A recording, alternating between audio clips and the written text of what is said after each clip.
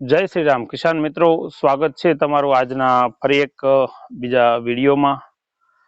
મિત્રો, હાલ જ્યારે સમગ્ર દેશની અંદર ભગવાન શ્રી રામ જન્મભૂમિના કાર્યક્રમનો માહોલ છે અને સમગ્ર દેશ ખૂબ જ ખુશીનો માહોલ મનાવી રહ્યા છે અને ઇંતજાર કરી રહ્યા છે। થોડા દિવસો બાકી રહ્યા છે, તો આપ સૌને ભગવાન રામચંદ્રજીની જે પુનઃ પ્રતિષ્ઠા થઈ રહી છે એ બદલ સૌને જય શ્રી રામ।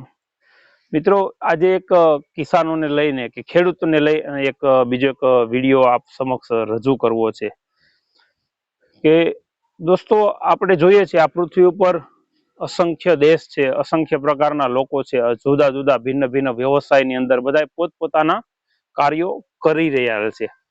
અને એવું પણ છે કે અમુક દેશ પ્રમાણે એમના બંધારણ પ્રમાણે બધા દેશના જુદા જુદા નિયમો હોય, તો બધા દેશના માણસો જે કંઈ વ્યવસાય કરે છે, કામકાજ કરે છે, એ પ્રમાણે રોજીરોટી બધાને મળતી હોય છે। પણ એ જે રોજીરોટી પેટે કે મજૂરી પેટે કે મહેનતાણા પેટે જે કંઈ આપવામાં આવે એ કોઈને કલાકમાં હોય, કોઈને અઠવાડિયામાં હોય। જેમ કે અમુક પશ્ચિમી દેશો છે એની અંદર કલાક ઉપર એમનો પગાર કે જે નક્કી કર્યું હોય એ હોય છે। કોઈ જગ્યાએ અઠવાડિયું હોય, કોઈ જગ્યાએ 15 દિવસનો પગાર હોય છે, અમુક જગ્યાએ મોટા ભાગના મહિને પગાર હોય છે એમ। એટલે કહેવાનો મતલબ કે અઠવાડિયાની અંદર કે કલાકની અંદર કે મહિનાની અંદર માણસ કામ કરે એટલે એને ખબર પડી જાય કે મારું આ મહેનતાણું છે, મને આ મળવાનું છે, એ ચોક્કસ છે અને એને મળી પણ જાય છે। અને ઘણી બધી કંપનીઓમાં એવું પણ હોય છે કે કોઈ વાર્ષિક પેકેજ પણ હોય છે, અમુક ઉપાડ પેટે આપી દેતા હોય, બાકી વર્ષના નક્કી કરેલા હોય છે એ પ્રમાણે એમ। પણ સાહેબ, આ દુનિયામાં ખેતી એક એવી વસ્તુ છે, જમીન સાથે જોડાયેલા માણસના મહેનતાણું એ ક્યારે વાવે અને ક્યારે મળે અથવા તો મળશે કે નહીં મળે એની પણ 100% ખાતરી નથી હોતી। શું કામ કે સરસ મજાનો વાવણીનો સમય થઈ ગયો હોય, ખેડૂતે પોતાની જમીન વાવવા લાયક કરી દીધી હોય, ખાતર નાખી દીધું હોય, સારું બિયારણ બધું લઈ આવ્યા હોય, સરસ મજાની વાવણી કરી દે, વાવી દે, વાવ્યા પછી પણ વરસાદ કેવો થશે, મોલને અનુરૂપ થશે કે નહીં થાય એની કોઈ જવાબદારી નથી હોતી। માનો કે સારામાં સારો વરસાદ થયો, સારામાં સારું વાતાવરણ રહ્યું અને પાક સારામાં સારી લેવલ ઉપર થતો હોય, સમય જતા પાકની અંદર રોગ આવે।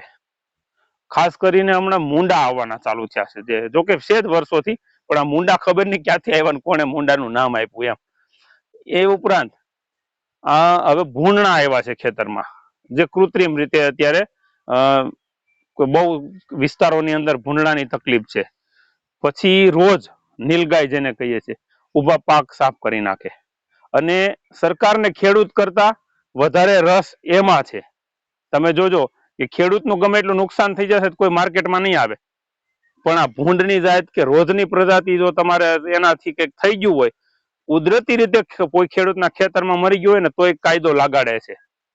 શું કામ કે આ ખેડૂતોને સંગઠન નથી ને એટલા માટે આ બધું કરી રહ્યા છે। ભૂંડને રોજની આવક શું છે એ તો સરકારને જ ખબર, અથવા તો જે તે એનો વિભાગ છે એને ખબર, આપણને ખબર નથી। આપણે તો એની કોઈ આવક નથી, ખેડૂતોને માત્ર ને માત્ર એ નુકસાન જ કરે છે। તો સમય જતા આવું આવે, ચાલો એ પણ ન આવ્યું ને સરસ મજાની આખી મોસમ પૂરી થઈ ગઈ અને વ્યવસ્થિત બધું પાકતું, પાકવા ટાઈમે માવઠું થાય, છેલ્લા 4-5 વર્ષથી જે પરિસ્થિતિ થઈ રહી છે એ મુજબ માવઠું થાય તો ઊભો થયેલો પાક છે ને એ ફેલ થઈ જાય છે, નાશ પામી જાય છે। માનો કે એ પણ ન થયું અને સરસ મજાનું ઉત્પાદન આવ્યું તમારે, તો ઉત્પાદન ટાઈમે ખેતીમાં કેટલું ઉત્પાદન આવ્યું એનું પણ કોઈ ગણિત નથી હોતું, અને બધું જ સારું આવે તો છેલ્લે જ્યારે તમે માર્કેટમાં લઈને જાવ ને ત્યારે ભાવ ન આવે। આ પરિસ્થિતિ આપણા દેશના ખેડૂતોની છે। અને તમે વિચાર કરો કે પકવે છે ખેડૂત, દુનિયાની તમામ વસ્તુ એવી છે કે જે માણસ ઉત્પાદન કરે ને ભાવ એનો નક્કી કરે છે, પણ આ ખેત પેદાશ એક એવી છે કે જે ઉત્પાદન ખેડૂતો કરે છે અને ભાવ નક્કી કરવા વાળા બીજા 80માં બેસીને કરે છે। એ લોકોને એ જ નથી ખબર કે આ કેવી રીતે પકવી રહ્યા છે, એની વેલ્યુ નથી સમજતા, અને એવા લોકો તમારા ઉપર રાજ કરી રહ્યા છે। આવી ખેડૂતોની પરિસ્થિતિ છે। તો મૂળ મુદ્દો આપણો, મુખ્ય વાત મારી કહેવાની એ હતી કે ખેતી એક વિષય એવો છે કે તમારા હાથમાં જ્યારે તમારી આવકના પૈસા આવે ને ત્યારે તમને એમ ખબર પડે કે હું આટલું કમાણો। આ બધું જ સારી રીતે ચાલતું હોય અને છેલ્લે ફેલ જાય ને વરસ તો પણ આજ સુધીમાં એવું નથી સાંભળ્યું કે કોઈ ખેડૂતના દીકરાએ એને ખેતી કરવાનો ધંધો છોડી દીધો અથવા તો એને રોકકળ કરી અથવા તો રોડ ઉપર આવીને આંદોલન કરવાનું ચાલુ કર્યું. જ્યારે બીજા છે ને એક 15 દિનના પગારમાં કે ટકાવારીમાં ખાલી થોડું ઘણું આમ તેમ થાય ને એટલે રોડ ઉપર આવી જાય, નુકસાન કરે છે. તો ખેડૂતોને પણ આ વેદના હોવી જોઈએ. ખેડૂતોની વેદના નથી કોઈ સમજતું. ખેડૂતોને પણ આ તકલીફ છે, છતાં પણ આ દેશનો ખેડૂત કોઈ દિવસ એવો નિર્ણય નથી લેતો. શું કામ? કે એને અન્નદાતા કહેવામાં આવ્યા છે. અને એટલે જ એ અન્નદાતા કહેવાય છે કે પૃથ્વીના પેટાળમાં પાટું મારીને પાણી કાઢે. અને એટલે ખેડૂતોને આપણા દેશની અંદર મુખ્ય સ્થાન આપવામાં આવ્યું છે. પરંતુ ખેડૂતોને ન્યાય મળે એવા પ્રયાસો ક્યારેય નથી થયા. આપણે સૌ માનીએ કે અન્નદાતા છે એ મહાન છે. આપણા સરકાર શ્રી માન્ય પૂર્વ વડાપ્રધાન શ્રી વાજપેયી સાહેબે કીધું હતું, જય જવાન જય કિસાન. સાથે એક એમણે એક સ્લોગન ઉમેર્યું હતું કે જય વિજ્ઞાન. તો આ ત્રણ જે વાક્યો બોલે એમાં પણ ખેડૂતોને જય જવાન જય કિસાન મધ્ય શબ્દની અંદર મૂકવામાં આવ્યું છે. પરંતુ એવી વાસ્તવિક પરિસ્થિતિ નથી. આટલું સાહસ અને આટલું શૌર્ય આ પૃથ્વી ઉપર ખેડૂતો સિવાય કોઈ નહીં કરતું હોય.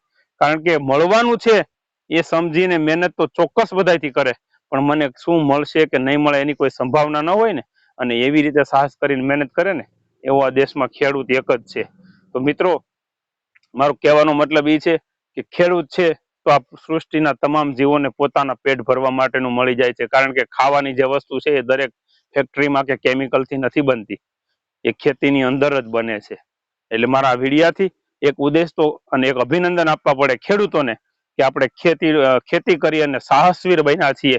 આપણે ગમે તે મળે કે ન મળે એની પરવા કર્યા વગર આપણે ખેતીના કામ કર્યા છે. માત્ર સંદેશ એટલો જરૂર છે કે ખેડૂતોના હિતમાં સરકારને પણ આ નિર્ણય લેવો પડે, નહીતર આજ નહીં તો કાલે આનું પરિણામ ખરાબ આવશે. એ 100%ની વાત છે. તો મિત્રો, વિશેષ વાત નહીં કરતા, ઘણો બધો લાંબો વિડીયો બની ગયો છે અને મારે જે સંદેશ આપવાનો હતો કે ખેડૂતોની સાહસ વિશે અને લાંબા સમય સુધી ટકી રહેવા માટે આ પૃથ્વી પર એક ખેડૂત એક મજબૂત માધ્યમ છે. અને હાલ એને જ્યારે ભાવ નથી મળતા ને ત્યારે ખૂબ દુઃખની વાત થાય છે. એટલે પ્રશાસકના મિત્રોને પણ વિનંતી કે તમે ખેડૂતોને અન્યાય થતો અટકાવો. ખેડૂતો ઉપર આ દેશની જીવાદોરી છે. તમારા પેટની અંદર જે રોટલી પડે છે ને એ પણ ખેડૂતોની મહેનતથી પકવેલા અનાજની હોય છે. એટલે યાદ રાખજો. તો આ વિડીયો આપ શાંતિથી સાંભળો એ બદલ આપ સૌનો ખૂબ ખૂબ આભાર. આપને આ વિડીયો ગમ્યો હોય તો આગળ શેર કરજો અને આપના પ્રતિભાવ પણ કોમેન્ટ બોક્સની અંદર જણાવજો. સૌને જય શ્રી રામ, જય સિયારામ, જય હિન્દ, જય જય ગરવી ગુજરાત. Thank you.